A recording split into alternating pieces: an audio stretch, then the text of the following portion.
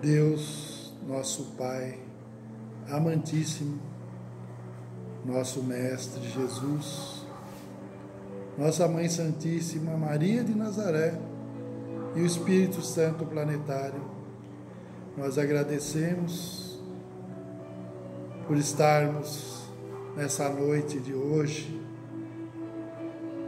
às 18 horas, na hora do Ângelo, da Ave Maria, pela oportunidade de fazermos esse Evangelho aqui no Centro Espírita São João Batista.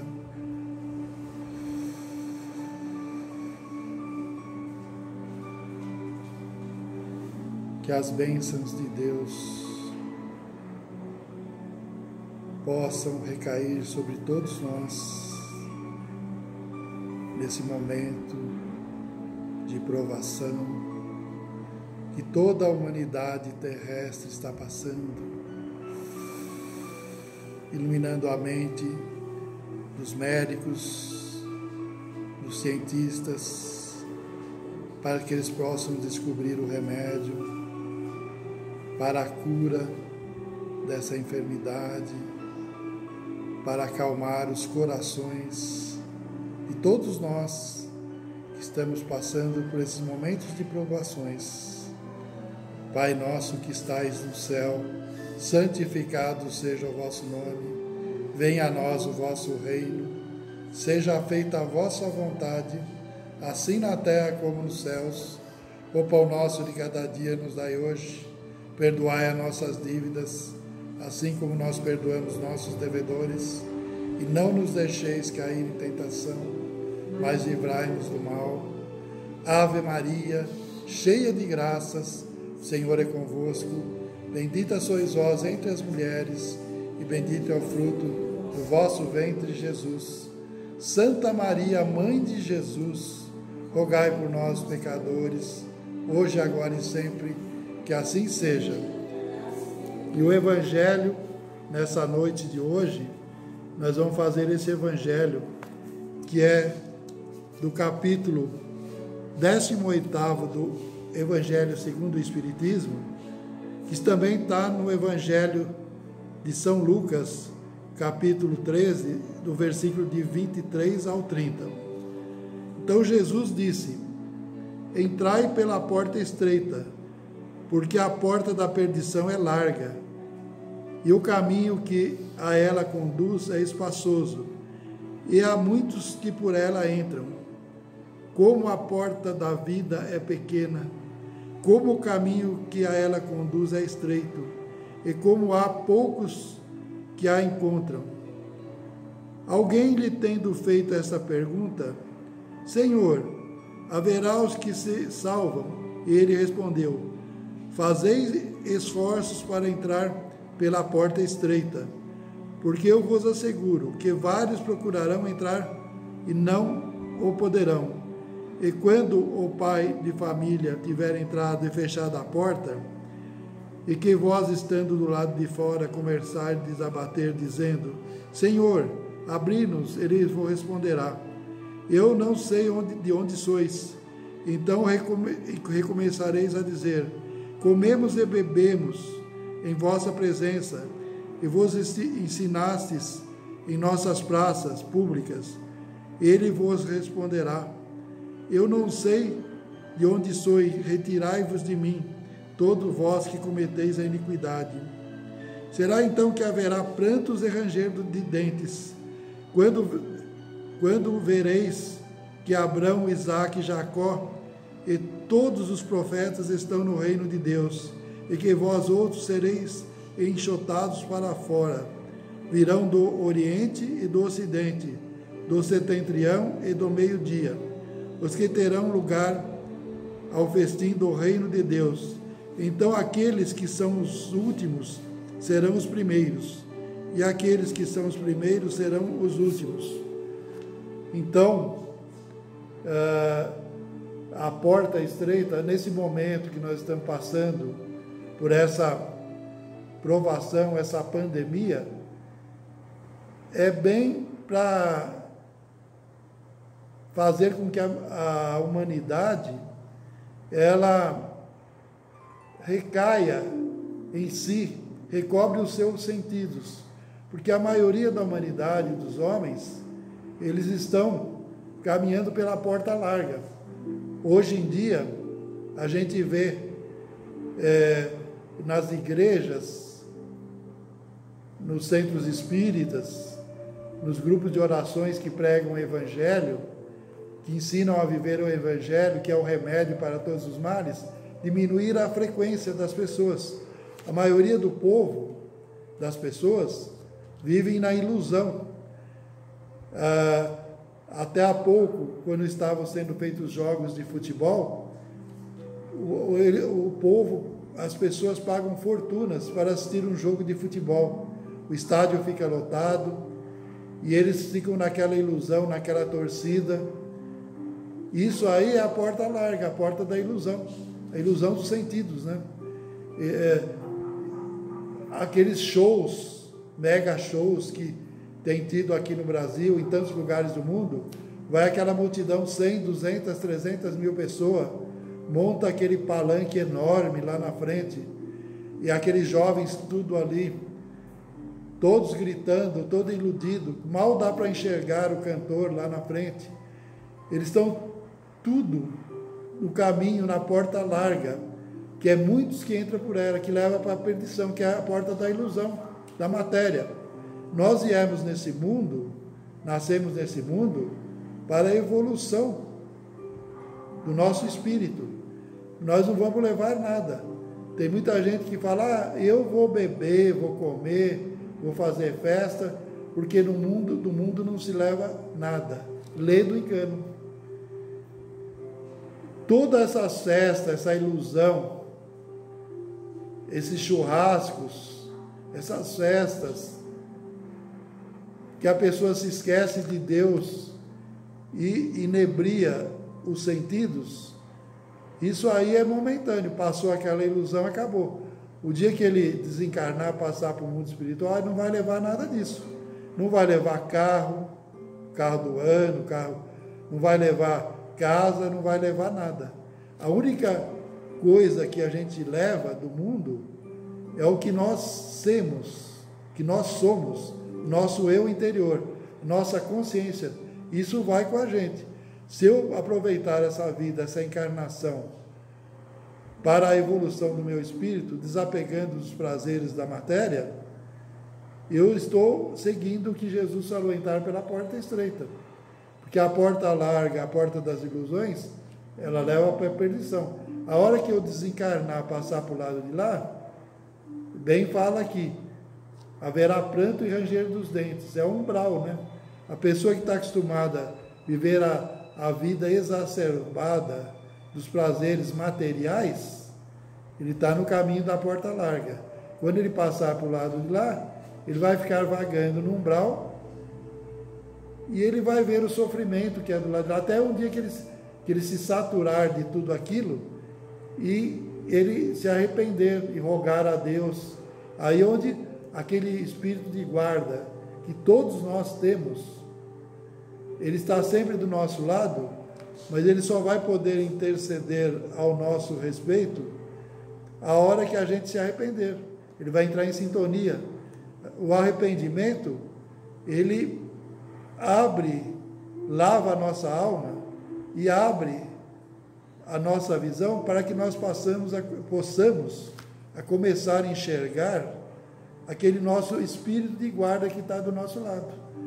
Que quando a gente chora, se arrepende de tudo aquilo que a gente estava na ilusão, que a gente viu que é errado, ou nessa vida, ou depois que nós desencarnarmos na vida espiritual, o nosso espírito fica leve. E nós podemos passar pela porta estreita. A pessoa que tem orgulho, muita vaidade, muito egoísmo, tudo isso, o espírito fica pesado. E o espírito fica, o orgulho, o egoísmo, a vaidade, o apego exagerado às coisas materiais, deixa a psicosfera em torno do espírito, do perispírito, muito grande. Não dá para passar pela porta estreita. Para passar pela porta estreita, nós temos que ser simples e humildes. e ter fé em Deus e estar sempre em sintonia com Deus. Então a gente tem que pensar bem nesse evangelho. Por que nesse momento que nós estamos passando por essa provação, dessa epidemia, desse vírus, todos, quase todos, na maior totalidade, foram obrigados a deixar de ir nos seus jogos de futebol, se iludir com aquilo, as grandes festas, salões de bailes, mega shows. Todo mundo tem que ficar na sua casa, isolado com a sua família, com algumas pessoas, pouca gente, que é para refletir, que é para chamar a pessoa para se voltar para Deus, porque a humanidade estava caminhando pela porta larga, todo mundo estava na ilusão de jogos de futebol, mega shows, achando que aí é a felicidade, e aí não é. E se a humanidade continuasse se esquecendo de voltar para Deus, se voltando pelos prazeres da matéria, nós poderíamos ter uma terceira guerra mundial, que aí ia morrer muito mais gente. Então, muitas vezes, essa epidemia, esse vírus foi colocado na humanidade para a humanidade baixar o tom da sua vibração em coisas materiais e se voltar para Deus. Porque do jeito que a humanidade ia indo, ia acabar desembocando numa terceira guerra mundial. Então, essa epidemia veio para segurar todo mundo nas suas casas, para que uma parte da população, do povo, se volte para Deus. Mas se mesmo com a epidemia, muita gente abusar, não quiser tomar os cuidados necessários, se rebelar, pode vir uma onda pior de provação, porque não tem outro caminho. Se a pessoa não evoluir pelo amor, ela vai ter que evoluir pela dor, porque a dor é o remédio. A dor é igual ao sinal vermelho. Quando a pessoa está no trânsito, está correndo em alta velocidade e muitas vezes chega num semáforo, né? O semáforo fecha, a pessoa tem que parar naquele semáforo. Se ele passar com o sinal vermelho, ele pode se arrebentar todo. E quando vem uma aprovação dessas para toda a humanidade, e não ficou nenhum país sem que sofresse essa aprovação, é o sinal vermelho que, se a humanidade continuasse nesse caminho do egoísmo, do ódio, da raiva, do racismo, do preconceito, de raça, de cor, de religião, continuar nesse caminho do ódio, a humanidade certamente ia desembocar numa guerra de extermínio. Então é colocado esse remédio, que é o mal menor, para ver se cura a humanidade. Mas se esse remédio não for suficiente, daqui a um tempo pode vir outro, porque tem que evoluir. Se não for pelo amor, é pela dor. A dor é o remédio necessário, muitas vezes, quando a maioria está na ilusão e não quer se voltar para Deus.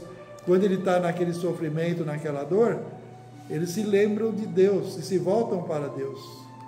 E se voltam para o próximo, para a caridade, para o amor. Mesmo assim, ainda muitos são rebeldes e mesmo estando passando por tudo isso, ainda blasfemam contra Deus e se rebelam contra Deus. E como nós estamos na época da transição planetária, essas pessoas rebeldes que não quiserem se voltar para Deus, só pensam em usar armas, armamentos, em guerra, empregar o ódio, a raiva, o rancor entre os irmãos, se eles desencarnarem, eles não vão mais encarnar no planeta Terra. Eles vão ser levados para um planeta igual a Terra era nos primórdios lá atrás, um planeta primitivo, no meio de pessoas selvagens ainda. Porque nessa fase que a Terra vai entrar no mundo de regeneração, não vai haver mais lugar para esses espíritos rebeldes que querem a guerra, que querem a propagação do uso de armamentos, o ódio, a raiva, o rancor. Não vai ter lugar mais para reencarnar na Terra. Por isso que Jesus falou, os mansos, os pacíficos herdarão a terra, continuarão reencarnando na terra. E os rebeldes vão ter que ser rebaixados para uma escola, começar tudo de novo a sua evolução, no mundo mais primitivo, onde os homens são mais ferozes, mais animalizados ainda, para começar tudo de novo, no seu curso da evolução. Então nós devemos tirar uma grande lição nessa epidemia, passar pela provação, orando a Deus, temendo a Deus e pedindo para Deus que assim que for possível, descubram, que intua algum médico, algum cientista para descobrir o remédio, a vacina, para que nós possamos vencer essa provação com o nosso espírito mais elevado e mais evoluído, para continuarmos nossa marcha na senda evolutiva, que é o objetivo nosso nessa vida. Nós nascemos, e naquele momento que nós nascemos, período de infância é um período neutro, mas quando a gente chega na adolescência, a gente já começa a mostrar o nosso caráter que nós já herdamos da vida anterior. Tudo aquilo que nós temos, os nossos impulsos, é da vida anterior. E nossos defeitos, que todos nós que estamos encarnados na Terra temos um defeito. Nós temos que melhorar, olhar lá atrás. Quando eu era jovem, era adolescente, tinha 15, 16, 17 anos, eu era uma pessoa. Como é que eu sou hoje? Eu já melhorei? Eu sou mais calmo, tenho mais paciência com o próximo? Se eu já melhorei um pouquinho, valeu a pena essa encarnação. E agora, nesse momento dessa pandemia, dessa epidemia, nós temos que procurar melhorar mais ainda e voltar para Deus. Esse é o nosso evangelho nessa noite de hoje, que assim seja. Oração a Jesus. Senhor, ensina-nos a receber as bênçãos do serviço.